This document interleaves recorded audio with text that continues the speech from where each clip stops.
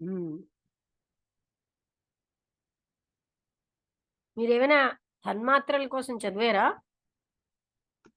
ఈ తన్మాత్రలు అంటే ఈ పంచీకరణ అంటే ఇది మనకి ఈ పంచీకరణ ద్వారా ఈ అంతఃకరణలో భాగాలు ఇవి రజంతో ఈ సత్వగుణంతో కనుక కలిస్తే ఈ ఆకాశం కనుక సత్వగుణంతో కలిస్తే మనకి ఒక జ్ఞానాన్ని ఇస్తుంది. వాయువుతో కలిస్తేనేమో మనస్సు, జలంతో కలిస్తే చిత్తము, బుద్ధితో కలిస్తే తేజస్సు.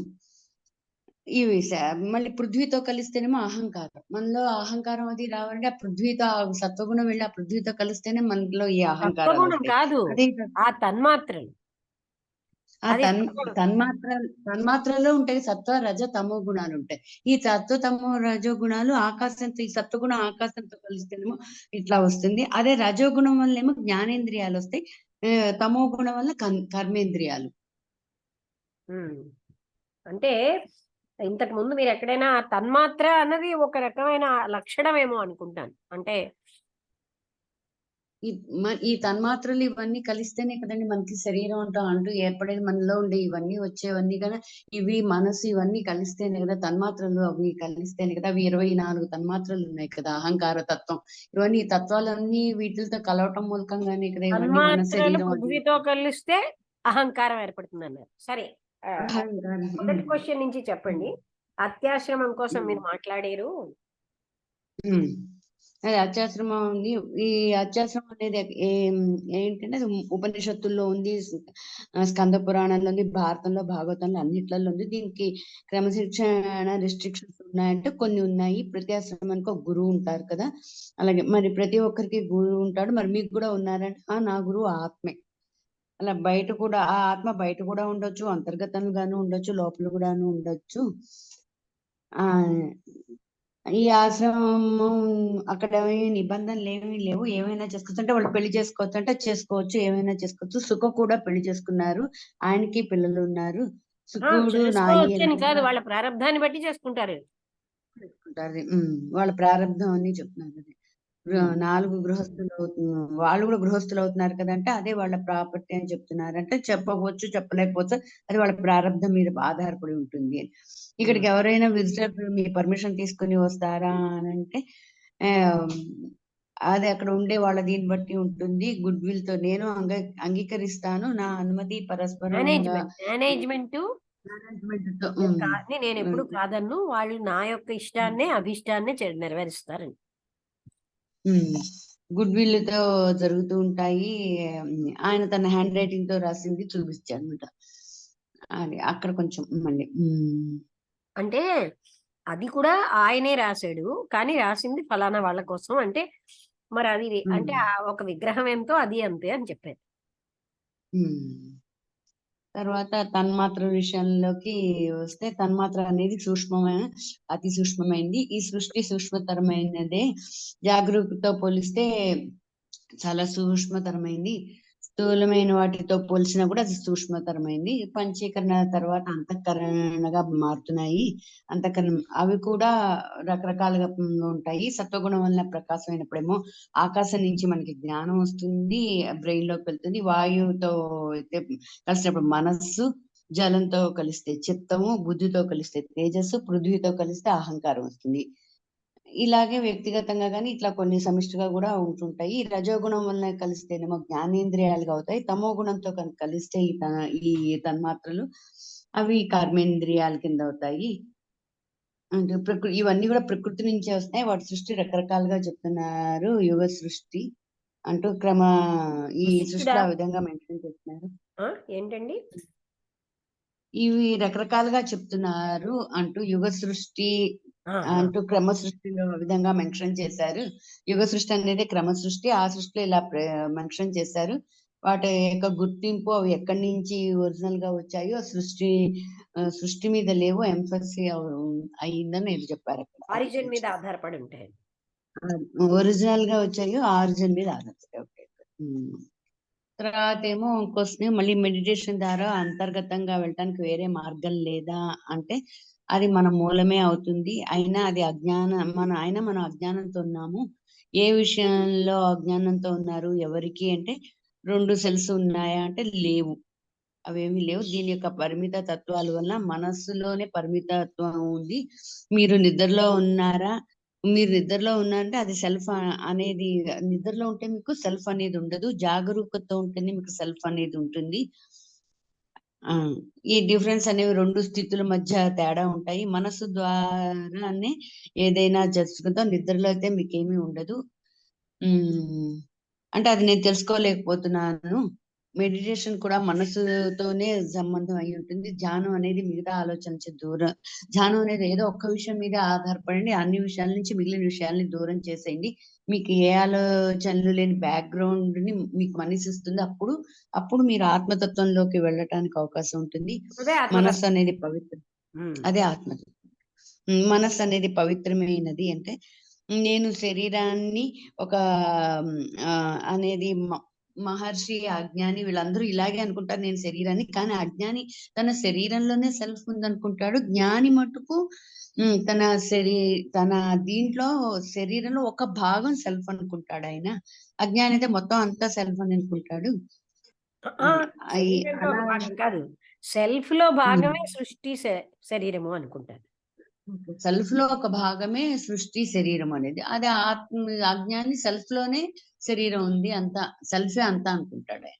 అది ఉమ్. ఆయనే చెప్పారు. ఇదంతా ఇట్లా అశాంతి ఈ నిరంతరంగా ఉంటుంది. ఈ అశాంతిని పోగొట్టుకుని సత్యమైన స్వభావాన్ని తెలుసుకోండి. ఆ, అప్పుడే మీకు జ్ఞానం అనేది వస్తుంది. ఈ శాంతి అనేది మీకు ప్రాక్టీస్ వలన వస్తుంది.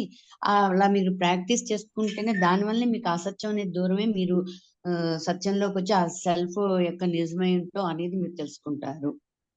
అది అంటే ప్రాక్టీస్ అని అంటే హృదయం అతనేమో మాకు తెలియట్లేదు అంటే బై అండ్ బై మీకు వస్తుందిలేండి అన్నారు అంతే. క్రమేణా జరుగుతుంది అన్నారు. అంతేగాని ప్రాక్టీస్ అనే దాన్ని అంత ఎంఫసి చేయలేదు. నాకు రావట్లేదు, నాకు అలా లేదు అంటే బై అండ్ బై వస్తుందిలేండి అన్నారు. అది ఈ హృదయంలోంచి సెల్ఫ్ అనేది బయట మీ హృదయంలోనే ఉంటుంది. సెల్ఫ్ అనేది బయట లోపల లేదు. హృదయము సెల్ఫ్ మైండ్ అనేది ఒకటే. హృదయము సెల్ఫ్ ఒకటే. మైండ్ అనేది శక్తి. మనసు అనేది ఉద్భవించాకే ఆ శక్తి అనేది కనపడుతుంది. ఇవన్నీ సెల్ఫ్ లోనే ఉన్నాయి అంటూ ఆ. అంటే తర్వాత మనస్సే క్వశ్చన్ సెపరేటివ్ మెడిటేషన్ ఎలా ఫ్యాక్టర్ అన్నారు కదా, అది వచ్చాకే ఉమ్, ఉమ్, డిఫరెన్స్ వస్తున్నాయి. ఉమ్. మెడిటేషన్ ఎలా ప్రాక్టీస్ చేయాలి అంటే అది ఆత్మనిష్టలో ఉండాలి. అదే సెల్ఫ్. సెల్ఫ్ లో నిరంతరాయంగా ఉండటమే ప్రయత్నాలను, మిగిలిన ప్రయత్నాలు ఎలిమినేట్ అవటానికి ఇదవుతుంది. ఆ ప్రయత్నమే మెడిటేషన్. ఆలోచనలు వస్తూ ఉంటాయి కానీ మన ప్రయత్నంలో ఆలోచనలను తొలగించుకుంటూ ఉండాలి. ఉమ్. మెడిటేషన్ అనేది ఒక ఆలోచనే, మిగతావన్నీ తీసేయండి. అదే సెల్ఫ్. మెడిటేషన్ అనేది సింగిల్ థాట్, అదొక సింగిల్ థాట్.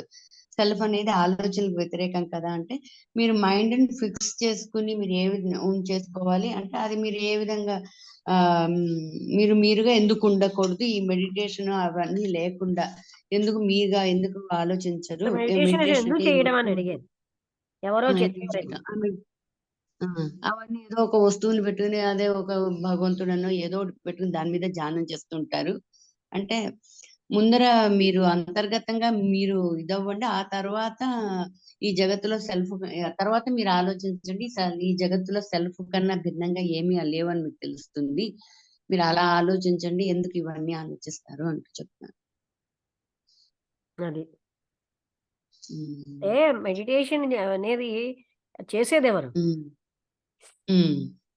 అంటే హ్మ్. అది ఆత్మే అంతా అయి ఉంది, నేను కాదు అనుకోవడమే మనం అయిపోయింది అక్కడ. భావనతోటే మనం హ్మ్. కాదన్నట్టు అవుతున్నాం అని. హ్మ్. హ్మ్. మనం అది అయ్యున్నా మనం అది గ్రహించటం లేదు అది. అది. హ్మ్. ఓకే అండి. బానే చెప్తున్నారు మీరు. అంటే పుస్తకం లేకపోయినా రాసుకుంటున్నారు. ఇంకొన్ని పాయింట్స్ రాసుకుంటున్నాను మీరు చెప్పిన దాంట్లోంచి. దాన్ని తర్వాత నేను నా సొంత మాటలతో చెప్తున్నాను. అవునవును. నాకు అర్థమైంది. అలాగే చెప్పాలి. హ్మ్. అయితే ముగించేద్దాం. రేపు ఎలాగా ఫ్రైడే కదా! హ్మ్. ఉండదు. హ్మ్. మీకింకా మీ క్లాసులు సాయంత్రం అవుతూ ఉంటాయా? ఓన్లీ సాయంకాలం ఉంటాయి. మధ్యాహ్నం నుంచి జరుగుతూ ఉంటాయి. అంటే 11కి ఒక క్లాస్ జరుగుతుంది. ఆ తర్వాత మళ్ళీ మధ్యాహ్నం 2 నుంచి నాకు 6 దాకా క్లాసెస్ ఉంటాయి. అబ్బా! 4 గంటలా? అంటే ఒకళ్ళు వచ్చి చెప్తుంటారు కదండి. కొంచెం మధ్య మధ్యలో కొంచెం 10 నిమిషాలు గ్యాప్ ఉంటుందిలేండి. అంత ఉండదు. కాసేపు మేమందరం కలిపి ఏం చెప్పారు అనేది డిస్కస్ చేసుకుంటుంటాం. మధ్యలో ఒక గంట సేపు అలా అన్నమాట. ఆహా. ఓ అరగంట ఉంటుందిలేండి డిస్కషన్. మాకు ఒక అరగంట ఉంటుంది. మళ్ళీ వాళ్ళ వచ్చేలోగా అంటే జూమ్ మీటింగ్ మటుకు అది అలా కంటిన్యూ అవుతూనే ఉంటుంది. మధ్యలో కొంచెం ఇది అవుతుంటది. ఓహో! అంటే ఆ 2 to 6 అంటే 4 అవర్స్. 4 అవర్స్ మధ్యలో వీళ్ళు మారుతుంటారు. జూమ్ మీటింగ్ అదే దీంట్లో మళ్ళీ క్యాన్సిల్ అవుతుంది. మళ్ళీ వస్తూ ఉంటుంది. మళ్ళీ ఇంకోళ్ళు వస్తుంటారు అలా. ఆహా! రాత్రి ఏమో సాంస్క్రిట్ కూడా నేర్చుకుంటున్నాను నేను. సాంస్క్రిట్ కూడా చదువుతున్నాను. దీనికి సాంస్క్రిట్ కూడా ఉపయోగం అని సాంస్క్రిట్ లో ఇప్పుడు శిక్ష అనేది చదువుతున్నాను. ముందర ప్రవేశ అయింది, తర్వాత పరిచయ అయింది, ఇప్పుడు శిక్ష చదువుతున్నా. అవేమో సాంస్క్రిట్ రాత్రిళ్ళు ఉంటాయి. రాత్రి 8:30 నుంచి 10:30 దాకా ప్రతిరోజు అవి క్లాసెస్ అంటే ఈ ఉంటాయి. ఆన్‌లైన్ క్లాసులు శుక్రవారం మొదలెట్టారేంటి? ఉమ్, ఆన్‌లైన్ అప్పుడే మొదలెట్టారా? సాంస్క్రిట్ జరిగిపోతుంది. రేపు ఫిబ్రవరిలో ఎగ్జామ్ ఉంది కదండి. సాంస్క్రిట్ క్లాసెస్ కూడా జరుగుతున్నాయి. అంటే శుక్రవారం తెల్లవారుజామున ప్రవేశ 5 నుంచి అయ్యాక ఉంటుంది. ఆన్‌లైన్ క్లాసులేమి మొదలెట్టినట్లేదే? మాకు ప్రవేశ అయింది. లేదండి ప్రవేశ పరిచయం మొదలు పెట్టేశారండి. జరుగుతున్నాయి. వరలక్ష్మి గారని ఒక ఆవిడ చెప్తారు. ఇంకైనా ప్రభాకర్ రావు గారని చాలా మంది చెప్తున్నారులేండి. నేను వీళ్ళిద్దరి దగ్గర నేర్చుకుంటున్నా. ప్రభాకర్ రావు గారును, వరలక్ష్మి గారని. అంటే ఆవిడ ఎప్పటి చాలా నుంచి అసలు అమ్మో! మొదలెట్టారో నాకైతే తెలీదు. ఆఫ్‌లైన్‌వే వస్తున్నాయి మాకు అడ్వర్టైజ్‌మెంట్స్. ఆన్‌లైన్‌వి రావట్లేదు. హ్మ్. హ్మ్. అందుకని నేను ఇదేంటి ఎన్నాళ్ళైనా మొదలెట్టరేంటి అనుకుంటున్నాను. మరి మొదలుపెట్టినప్పుడు అప్పుడే మేము 6th లెసన్ చెప్తున్నారు. ఆరో లెసన్‌కి వచ్చేసాం. హుహు. శుక్రవారం పూట తెల్లవారుజామున చెప్తున్నారు. తెల్లవారుజామున 5 to 7:30. ప్రతి శుక్రవారం తెల్లవారుజామున ఉంటుంది. 5 to 7:30. అబ్బా! అలా కూడా వాళ్ళే హ్మ్. చెప్తారా టైము? ఆయన అంటే కొంతమంది రాత్రి మాకు కుదరట్లేదు రావటానికి, పిల్లలు ఉన్నవాళ్ళు వాళ్ళు రావట్లేదు అని అంటే, సరే వాళ్ళకి తగ్గట్టుగా మీకు ఏ టైమో చెప్తే మేము ఆ టైంకి చెప్తాం అంటున్నారు. ఈయన ప్రభాకర్ గారు ఆయన చాలా ఇదండి ఆయన. ఆయన చెప్తున్నారు. ఆయన తెల్లవారుజామున పాపం అంటే మిగిలిన వాళ్ళు చెప్తున్నారో లేదో కానీ ఈయన కాదు ప్రభాకర్ మీకు గారు 1 చెప్తున్నారు. మంతే మొదలైపోయిందా? 1 మంత్ పైనే అయిందండి నాకు మొదలయ్యి. హుహు. చాలా రోజులైంది నాకు క్లాసెస్ ఏ మొదలయ్యి. ఏ ఏ విషయం గురించి చెప్తున్నారండి సుధా గారు? సంస్కృతం ఆన్‌లైన్ అండి సంస్కృత